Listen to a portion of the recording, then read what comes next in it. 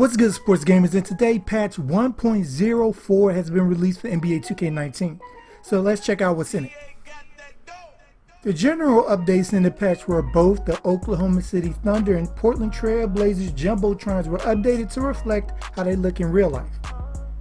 Nike athletes will now have the official NBA arm sleeve containing the Nike swoosh and NBA logo. Non-branded arm sleeves are still present for non-Nike athletes, and users can now set a preferred shorts length in the gear shoe category when creating a player. As for gameplay, they added the new NBA rule that resets the shot clock to only 14 seconds after an offensive rebound. I actually am not a fan of this. What do you guys think? If you get the board, you deserve a fresh clock, in my opinion. A big one was they reduced the effectiveness of on-ball steals, especially coming from low-level defenders, by implementing increased foul chances for body-to-body contact, increased ball security after rebounds when both hands are on the ball. Now, since I play as a 4 and a 5 in Pro-Am, I really appreciate this one. Not the worst thing when the screen swings around because you got the board, then it swings right back because they just took your cookies. They also introduced, well, this one is nice, a cooldown when attempting too many steal attempts in a short amount of time. So it looks like to me you actually got to time your steal attempts better now instead of repeatedly hitting X or square until they pass the ball in your direction. And for low-rated players, more off-target steal attempts, so you might not even go for the ball when you try to hit steal with a low-rated guy, and maybe pick up more fouls. Now people, I'll just say I really like that. Steals are a huge problem online and I like these changes. Just got to get more games under my belt to see how they really work. They also fixed a soft hang where an inbounder would get stuck in an off-ball deny animation, causing them to not be able to check the ball. Reduced injury wear and frequency for long quarter length games. Fixed an issue where the ball handler would sometimes get stuck in a double team animation after he had lost the ball. And fixed a problem where up and under layups wouldn't play properly under the basket. Yes! The takeover rebounder reticle for glass cleaners has been changed to make it easier to see on darker courts. A slight nerf to how effective pass lane steals were that weren't manually triggered. Adjusted shot contest animations to make them more responsive against perimeter jump shots. Changed the logic for the defensive stopper badge to apply against opponents one position from the defender's natural position, or when matched up with someone within 3 inches of their height. Shortened several pass flinch reaction animations to improve responsiveness. Bench actors will no longer wig out when an injured player is helped off the court. Fix some artificial speed ups and reduce clipping by defenders due to the hip ride animation. Lowered the likelihood of defenders bodying up ball handlers into backcourt violations. And they increased the speed at which a defender can move with his hands up. Now, I don't like that they touched this one. I feel it was a give and take. If you want to contest my shot, you should give up something in the movement department. Guys aren't zooming around or anything with their hands up from what I've seen so far, but I just hope they leave this one alone. For my career, the Gatorade reaction drill will now provide badge points upon completion. Address the case where the user will encounter a visual issue where an endorsement check appeared blank, even though the funds were properly added to the account.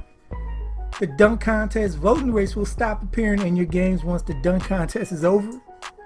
Your My Player will now represent the proper team in the Rising Stars Challenge during All-Star Weekend. Players who are 6'7" will now have their proper lateral quickness attribute. Fixed an issue where the rotation would rebuild when the user, after unlocking this perk, attempted to adjust their own minutes.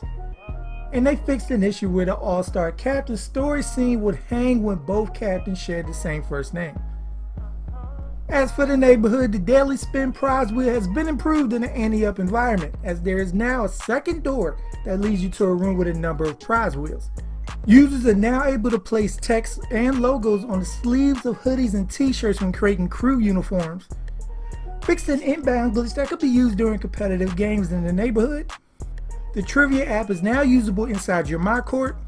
Address the case where a player could turn themselves invisible by equipping a select compression shirt.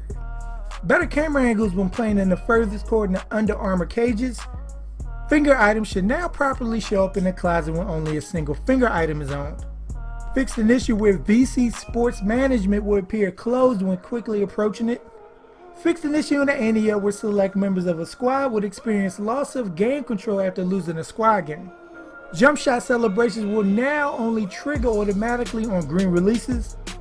Fixed the display issue where some users were reporting that purchased tattoos were missing. They should now reliably appear for placement. Addressed the rare case where the user would get removed from the tattoo parlor and would not have their clothing items re-equipped. Wait, so they were going out there butt naked? And there has been other general improvements to the dodgeball game experience.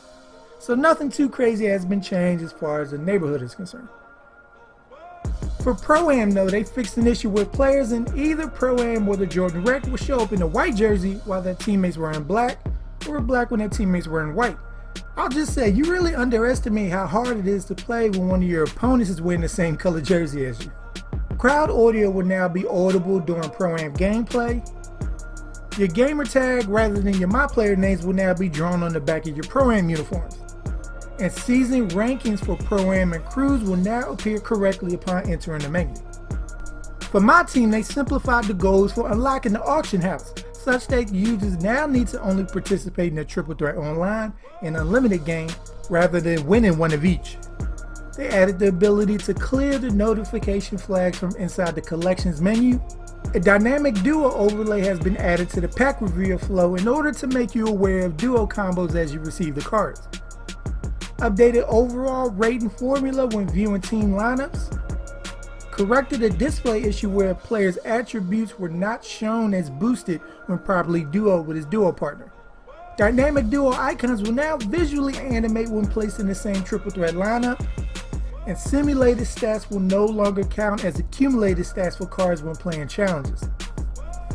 And lastly, for my favorite mode, My GM, My League. Like with the awards at the end of the season, they added the ability for users to change who the game has selected for the All-Star game. Improvements to the MVP, Most Improved Player, and Rookie of the Year award selection logic, which I hope gives more love to the less statistically impressive people, but I doubt it. Fixed an issue where the player ages in historic draft classes would display as invalid numbers. Team card menu informational pages previously missing in the My League Online experience has been added. To add to the intrigue, you will no longer be able to sort by overall rating during the pre-draft workouts and rookie draft time periods. All-Star Weekend events are now properly scheduled when starting a new Start Today mode. The results of league meeting voting can now be reviewed upon completion in My League Online. Address the case where cut wave players weren't properly counted against the cap in My League Online. Fix the hang that would occur when the number of players required to be selected during the All-Star Draft was changed to 13 via a rule change. And address the hang that could occur when attempting to review the expansion draft player protection results after either event is complete. So that's it, people. What do you guys think of the stuff 2K fixed in this patch?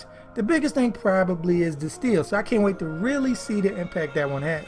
But yeah, let us know in the comments down below what has you the most excited. And if you tried the patch out already, what do you think? And stay tuned in at Sports Gamers Online for more NBA 2K19 content. So make sure to subscribe if you haven't. And once you're with us, hit that bell icon at the bottom so you don't miss anything we put out. I'm Chris. Thank y'all for watching. And be good, y'all. To